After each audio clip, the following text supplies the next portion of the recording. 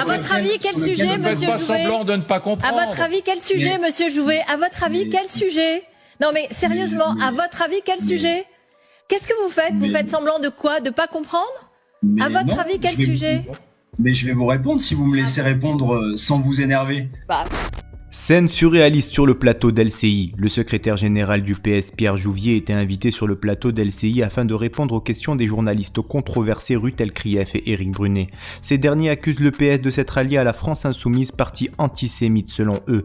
Des accusations balayées d'un revers de la main par le député européen Pierre Jouvier, qui, comme vous allez le voir, va provoquer l'hystérie des journalistes militants Rutel Krief et Éric Brunet. Vous avez déroulé pendant 10 minutes, très bien, vous êtes un homme de valeur, vous savez ce qui est diabolique et ce qui ne l'est pas. J'ai quand même très étonné que vous ne parliez pas un instant, une seule fois du sujet qui fâche et qui dérange à gauche et qui va conduire des gens, beaucoup d'adhérents, de proches du Parti Socialiste à ne pas à ne pas voter, pour votre coalition. Donc ça n'est pas anodin. Vous n'avez pas dit un mot de cela. La France Insoumise, le racisme, l'antisémitisme, rien, que dalle pendant 10 minutes. Mais vous voulez parler de quel sujet? De Je veux parler. À votre avis, quel sujet, monsieur Jouvet? Ne faites pas semblant de ne pas comprendre. À votre avis, quel sujet, monsieur Jouvet? À votre avis, quel sujet? Non mais sérieusement, à votre avis, quel sujet? Qu'est-ce que vous faites? Vous faites semblant de quoi? De pas comprendre? À votre avis, quel sujet? Mais je vais vous répondre si vous me laissez répondre sans vous énerver. Bah oui, parce que on n'a pas mis en œuvre et on n'a pas écrit très clairement, notamment sur la question de l'antisémitisme, une charte très précise dans le projet qui a été adopté, que nous avons notamment écrite avec Raphaël Glucksmann. Est-ce que ça y est, ça, oui ou non, dans notre projet? Oui, la réponse est oui. Est-ce que nous portons des mesures radicales pour notre pays? Il y a 3 textes différents, finalement.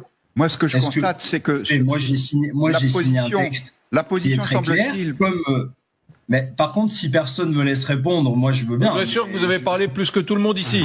Non, mais d'accord, mais comme vous me posez des questions auxquelles j'aimerais répondre, allez-y, vous pouvez continuer, il n'y a pas de problème, mais ma question était très simple, c'est pourquoi n'avez-vous pas évoqué dans cette diatribe de 10 minutes, un quart de 10 minutes, à un seul moment, vous qui êtes extrêmement axé sur les valeurs, et on le comprend et on souscrit et c'est formidable, pourquoi n'avez-vous même pas évoqué quelques secondes la question de l'antisémitisme à cause de cette ambiguïté terrible avec les propos antisémites qui ont été tenus ou antisionistes? Ce n'est pas la première fois que les journalistes militants Rutel Krief et Éric Brunet font preuve de manipulation. Voici 2 extraits récents, dont un démontrant comment Éric Brunet a volontairement relayé la propagande de l'armée d'occupation israélienne afin de justifier les massacres de masse dans l'hôpital Al-Shifa dans le nord de Gaza. Vous entrez désormais dans la pièce dans laquelle les otages étaient sûrement retenus. Je veux que vous regardiez cette pièce. Et là, c'est une liste. Une liste écrite en arabe.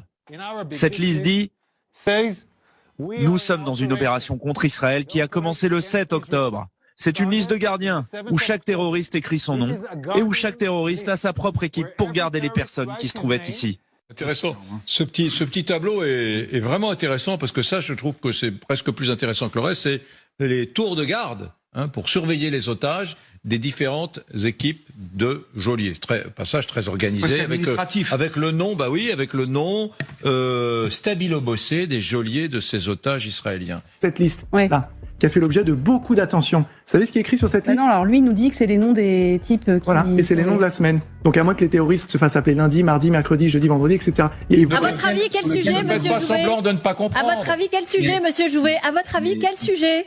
De manipulatrices, de fanatiques qui méprisent les musulmans, ça a des conséquences. Vous savez, je vais vous dire une chose. Un sens, alors, c'est dangereux, que ce sont des mots dangereux tout de même. Vous ne vous rendez pas compte. C'est ça qui est monstrueux. Que ce qui est dangereux, par exemple, c'est que quand Madame El Krief dit que les ONG fait un édito entier sur le grand silence des ONG françaises sur le sort des otages israéliens, en citant nommément des ONG françaises avec son statut de journaliste, elle désinforme en citant par exemple une ONG comme Amnesty International qui sur la période a fait 4, 5 ou 6 tribunes. Mais vous pouvez, si vous le souhaitez, si vous pensez ça s'appelle de la manipulation, monsieur Ruquier.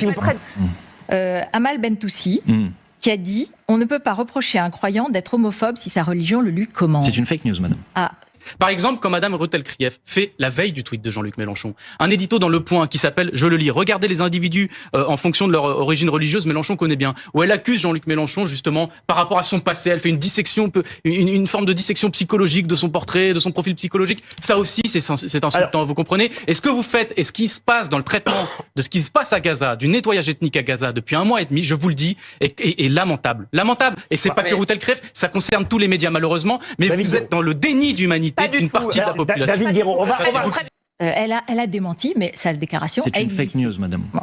Elle n'a jamais... Non, madame, vous pouvez pas faire ça. Vous pouvez pas attribuer à une personne des propos qu'elle n'a jamais tenus.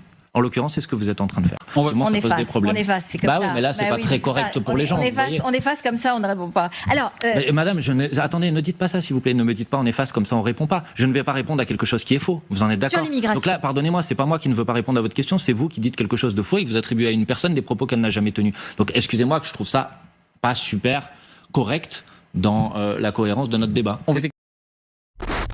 Et vous, êtes-vous prêt à voter Front Populaire afin de faire barrage à l'extrême droite lors des prochaines élections législatives le 30 juin et 7 juillet prochain? Donnez-nous votre avis en commentaire. En attendant, rejoignez-nous, soutenez l'information Break News.